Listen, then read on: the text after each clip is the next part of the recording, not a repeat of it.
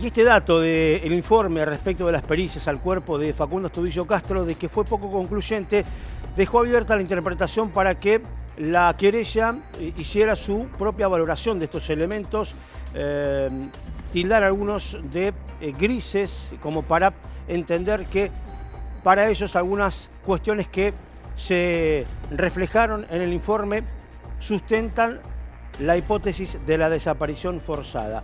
Obviamente que estaremos ahora repasando los datos, pero este es un informe importante que se dio a conocer, al menos a modo de conclusión. Los detalles y el informe pormenorizado va a ser entregado a las partes, pero lo que se compartió desde el juzgado de la doctora Marrón es un escrito con los puntos específicos que concluyó el cuerpo de antropología forense y otros peritos que trabajaron en este trabajo, en esta pericia, en esta autopsia. La perito de parte, la doctora Kramer, dijo que uno de los puntos lo firmó en disidencia.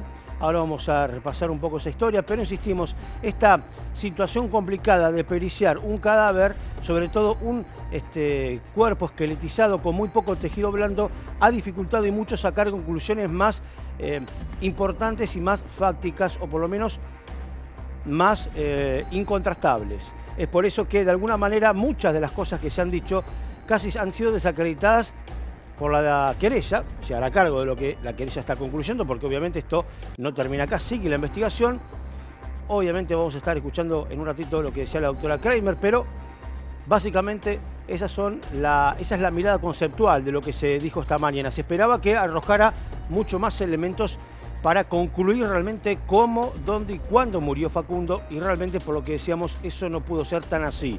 Hay algunas conclusiones, hay algunos datos, pero deja un poco abierta la puerta para interpretaciones, como decíamos. Depende de quién lo lea, depende de qué mirada tenga o qué información posea previa, puede deducir una cosa o puede deducir otra, al menos así lo ha encarado la propia querella. Y vamos a repasar justamente esos datos que les marcábamos respecto de lo que ha sido esta pericia con los elementos que ha marcado todo el ámbito médico, los peritos, los antropólogos, bueno, todos los que han trabajado en esta autopsia. Facundo murió por sumersión, murió ahogado. Acá es un dato incontrastable, murió ahogado. El tema es que, ¿cómo murió ahogado? ¿De qué manera? ¿Qué hizo que Facundo se ahogara? Para el informe y los peritos han concluido que murió en el lugar y que el cuerpo no fue plantado. Esto lo ponemos porque claramente marca, digamos, una diferencia con algunas cuestiones que decía la querella en la previa. Pero, bueno, es un dato hasta acá de los más incontrastables. Facundo murió en el lugar. El tema es que no se sabe, no está claro cuándo murió.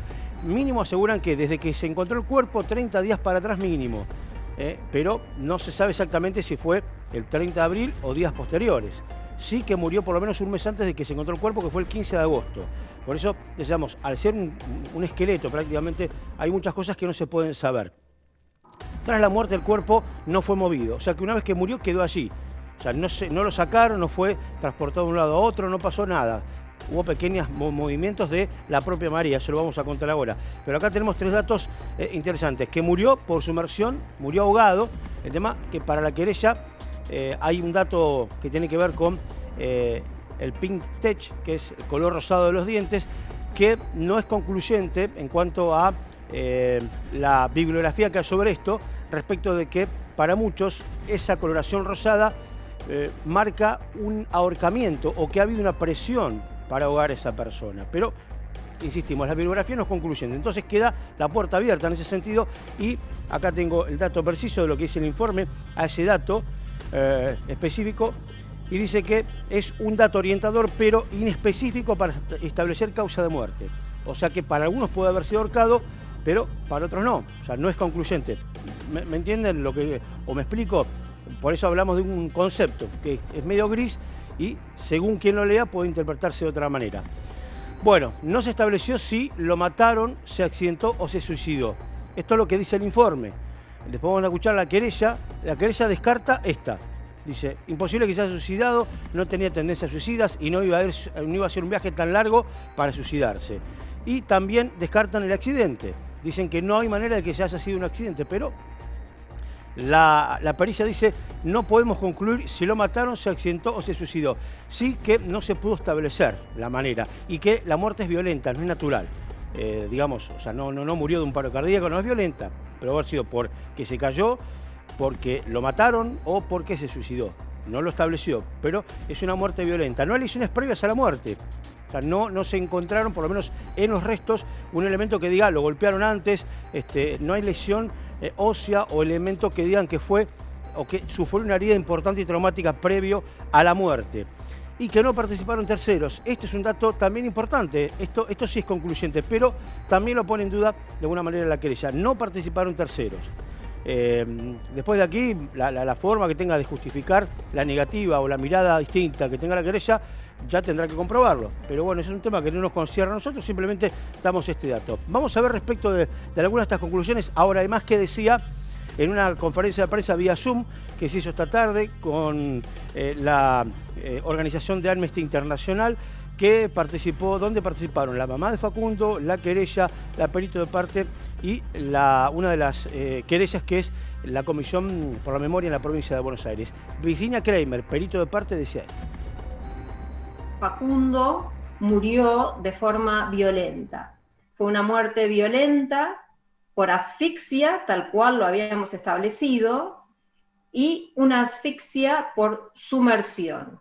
¿Qué quiere decir esto? Que el cuerpo fue sumergido hasta que ingresara líquido en él, es decir, que aspirara y tragara líquido para que llegaran las distintas sustancias que se encuentran en el agua a su torrente sanguíneo y se alojaran en distintas partes de su cuerpo, que es lo que se evaluó y lo que se diagnosticó a través del análisis de diatomeas.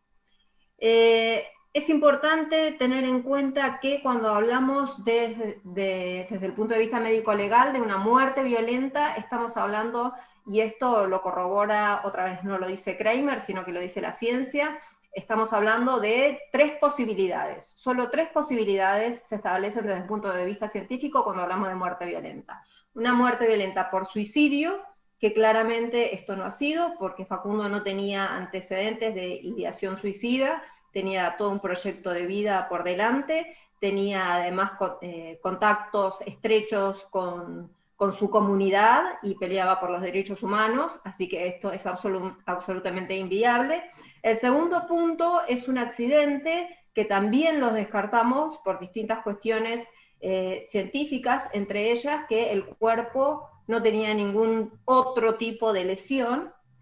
Y la última, dentro de estas 3 opciones que establece la ciencia y la bibliografía con respecto a las muertes violentas, es el homicidio.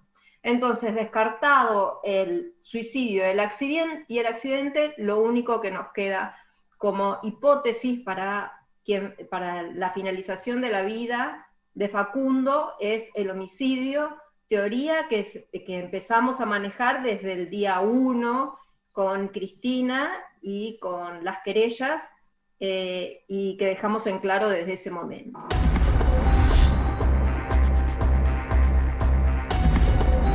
Por ahí estaba Virginia Kramer, perito de parte, la perito que contrataron los abogados y la familia Facundo, que tiene una mirada totalmente alineada con el pensamiento, obviamente, de los abogados. Cree que ahí hubo una intervención de la fuerza policial, que a Facundo lo mataron. Para ellos está del informe, hay unas conclusiones y ellos tachan, insistimos, no abonan el suicidio, no abonan el accidente, para ellos es homicidio.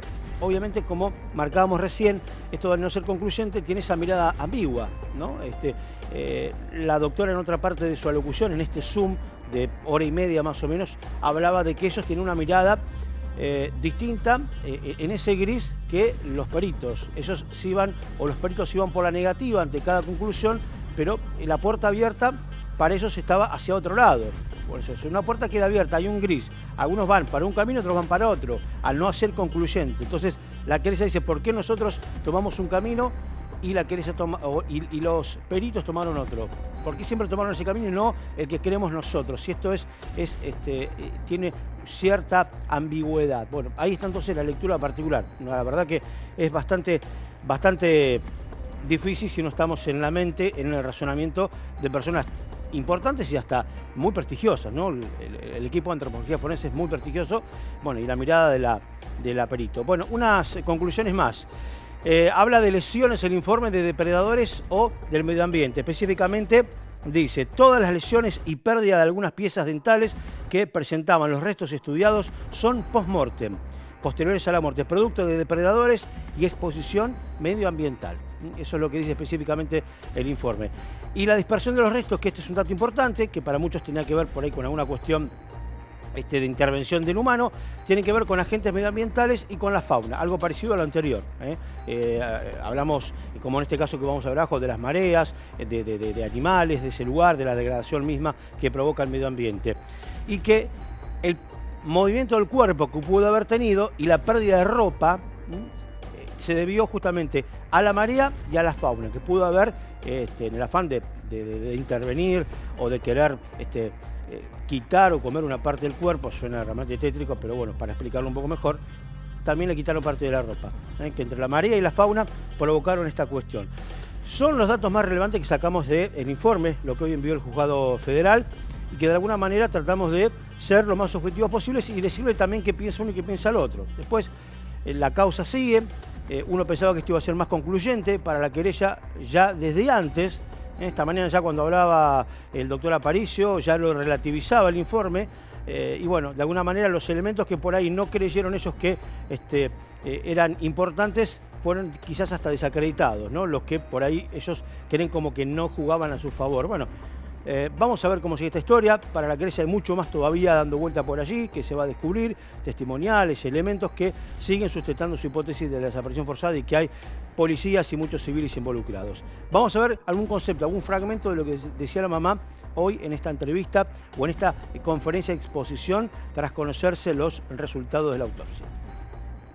Esos resultados son los mismos resultados que me dieron la vez anterior, con una sola discrepancia de esta odontóloga que dijo una cosa aquel día en el EAF y hoy en día se quiso contradecir o decir otra muy distinta.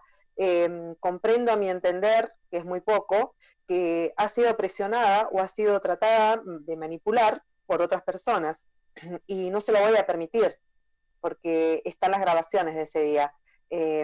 No se lo voy a permitir. Más allá de eso y de todas las cosas que se están diciendo en los medios, déjenme decirles que esto recién empieza. Han llegado resultados que no teníamos y hay algunos ADNs que coinciden conmigo. Más adelante se les va a comunicar qué es. En este momento no podemos hablar de muchas pruebas que han llegado y lamentablemente están llegando y el ADN coincide conmigo, o sea que es ADN de mi hijo. Para todos aquellos que dicen, acá se cerró el caso, no señores, Facundo no se suicidó, Facundo no tuvo un accidente, a Facundo lo mató la policía bonaerense y lo voy a seguir repitiendo, las pruebas están y nosotros nos manejamos con pruebas.